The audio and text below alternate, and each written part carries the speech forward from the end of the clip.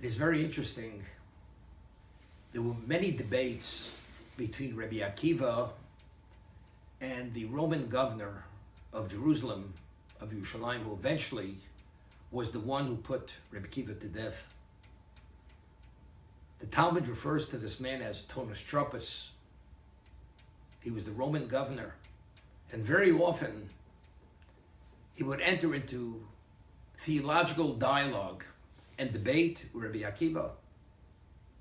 And he says to Rabbi Akiva, whose accomplishments are greater, God's or man's? Although he didn't believe in God, but he's posing the question to Rabbi Akiva as a monotheist, as a Jew, whose actions are more perfect, God's or man's? So Rabbi Akiva surprised this Roman heathen with his response. He says, of course, man's actions are more perfect than God's. He says, how could you say that? How could man's actions be more perfect if God is the creator and nothing is beyond God's ability? How could man's actions, accomplishments be more perfect than God? So Rabbi Akiva said to this Roman heathen, I will explain it to you. A person plants a kernel of wheat, and the wheat grows. And now you have a sheaf of wheat. The sheaf has to first be harvested. Then it has to be threshed. Then it has to be winnowed. And then you have to remove the husk. And then you must mill it. And then you must turn it into dough. And then you bake it. And you have fresh baked loaves of bread. What's more perfect? The baked loaf of bread or the kernel which grows out of the ground? It's obvious. It's the loaf of bread. So isn't man's action more perfect than God's? This is what Rabbi Akiva says to this person, Tonus Tropus, the Roman governor of Jerusalem. So he said, in response to Rabbi Akiva, he says, do you know? That's exactly what's bothering me. If God created man with a foreskin, why does the Jew mutilate the human being by removing the foreskin?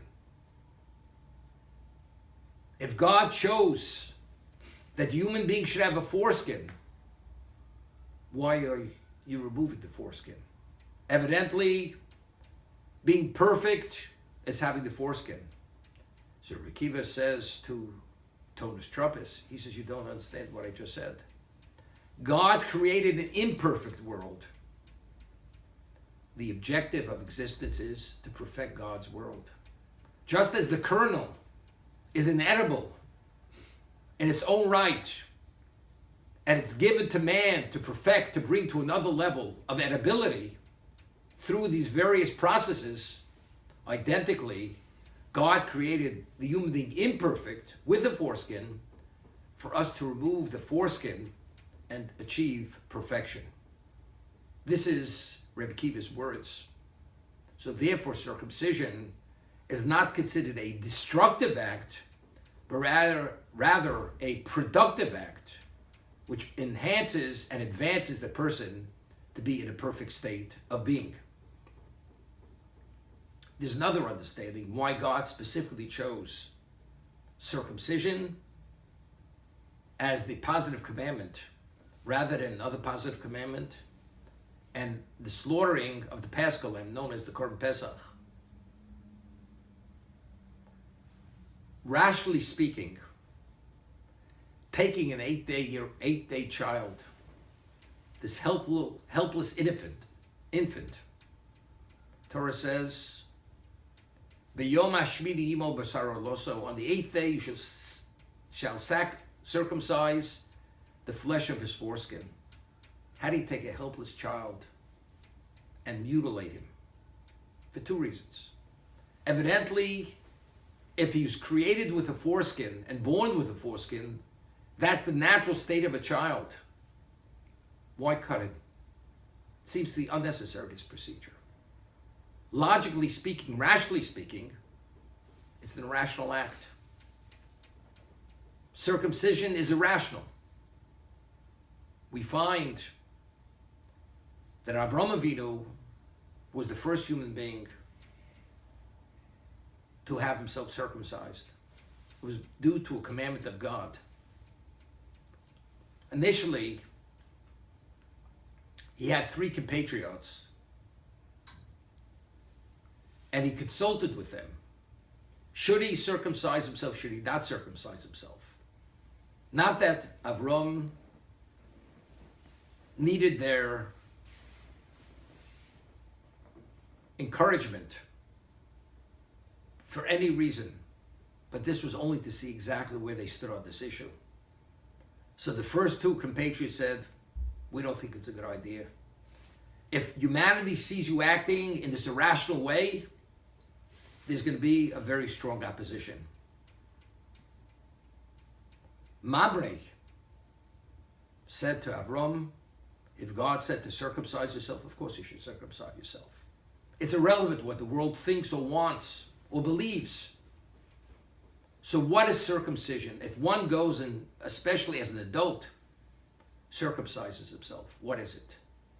It's a submission. It's a negation of one's intellect, circumcising one's newborn beloved child. It's a negation of one's emotion, one's intellect. How do I inflict this wound on this helpless child, this pain, the child that I love? If God says that's what must be done, this is the most positive action you can provide for your child, my rational understanding and belief has no relevance to anything. This is rational thought, rational behavior for a Jew, regardless of how the world perceives it. So what is circumcision? Circumcision is negation, a submission of one's intellect for the sake of God. What about an adult? Where in addition to the irrationality of the act, an adult has tremendous pain. There's a recovery period. Even more so, there's a reason not to circumcise yourself. God said to the Jewish people, before you leave Egypt, you must be circumcised. The Jew circumcised himself. What does that demonstrate and display? A total negation to God, a submission to God, regardless of what I think or understand. What I want is what my master deems to be correct. That is a prerequisite to becoming the nation of God. It's a total submission to the will of Hashem. Therefore, specifically, the mitzvah chosen was the commandment of circumcision. Because it contains all these elements of servitude to be God's subject. Let's talk about the slaughtering of the Paschal lamb, the sheep, the goat. The Shabbos, which precedes the holiday of Pesach, is known as the Great Shabbos, Shabbos HaGodol. Why is it known as the Great Shabbos, Shabbos HaGodol, the Great Shabbos? So the Midrash tells us, and it's cited by the Tur, who's the codifier, who writes that the Paschal lamb of Egypt had to be purchased 4 days before it was slaughtered. Why? Because it had to be examined, because if the animal has any degree of blemish, it does not qualify as a sacrifice, as the Paschal lamb.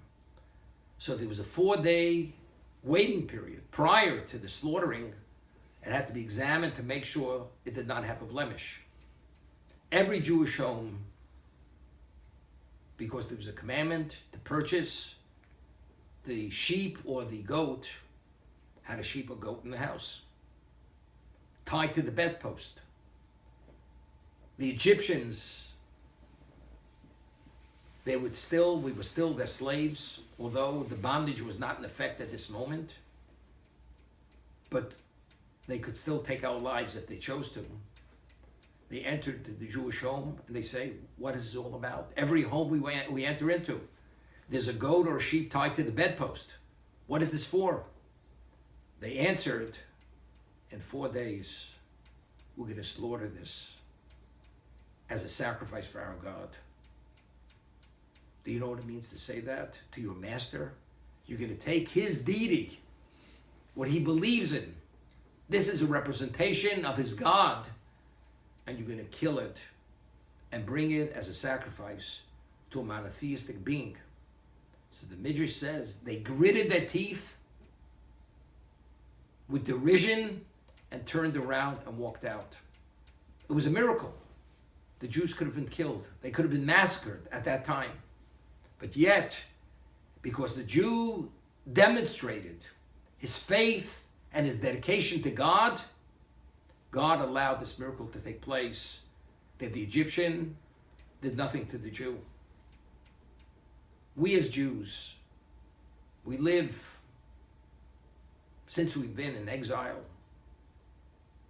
we're under other nations' dominion. We have to behave and act respectfully, accordingly, morally, ethically. We can't be too pompous and too displaying of who we are. High profile Jews, that's what we think. Of course, it's an infringement on the nation where we are. The Jew could have said, God, we want to do what you want us to do.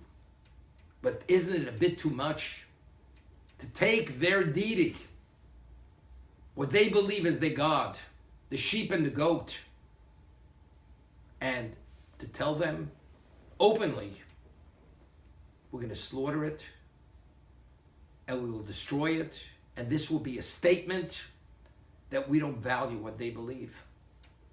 This is a termination of our relationship with what we initially believed in, but it's no longer.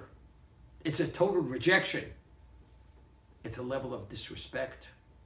The Jew could have said, maybe we'll do it in concealment. The Jew openly was not intimidated. It was never a consideration. This is a badge of pride. It's God's world. To do what God wants, God forbid, there's no shame involved. Therefore, they were able to meet this challenge. It was an indication. So what are we speaking about over here? It's a submission. The circumcision was a submission of intellect. It's a submission regardless of physical pain. The Paschal Lamb was, again, a submission of intellect. How do we behave this way? Seemingly, it's unacceptable behavior. But that was not the case. These two mitzvos, commands specifically, addressed the basic characteristic, the fundamental, which one needs to be the true subject of God. Therefore, this was the litmus test. This demonstrated and confirmed that when we're able to fulfill these two commandments properly, we will qualify truly for redemption to become the nation of God. And that's what Yechezkel the prophet says. God passed over you, and he saw you wallowing in the bloods, the blood of Pesach, the blood of circumcision, and because of that, you merited redemption.